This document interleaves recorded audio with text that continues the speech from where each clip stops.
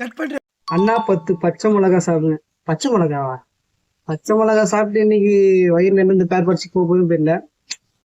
சரி இருந்தாலும் நமக்கு ரஸ்க் சாப்பிட்ற மாதிரியா போய் பண்ணிடலாம் அந்த வீடியோவா. சரி நானும் எங்கள் கைனிக்கு போய்ட்டு, ஏன்னா எங்கள் மிளகா செடி வேறு நாங்கள் விதை போட்டுருந்தோம். அந்த செடியெலாம் முளைச்சி மிளகாலாம் வந்துட்டுருக்கோம்.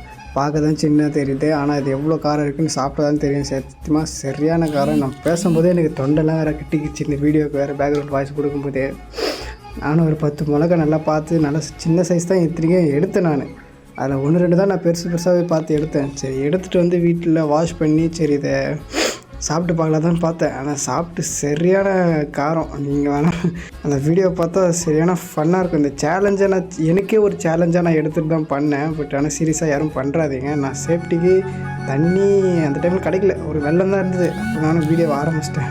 பாருங்கள், ஃபுல் வீடியோ கீழே லிங்க்கு கொடுத்துருக்கேன். வேணாலும் நம்ம ஐடிக்குள்ளே போயும் பாருங்கள். ஃபுல் வீடியோ நல்லா ஃபன்னாக இருக்கும். போய் செக் பண்ணி பாருங்கள். சப்போர்ட் பண்ணுங்கள்.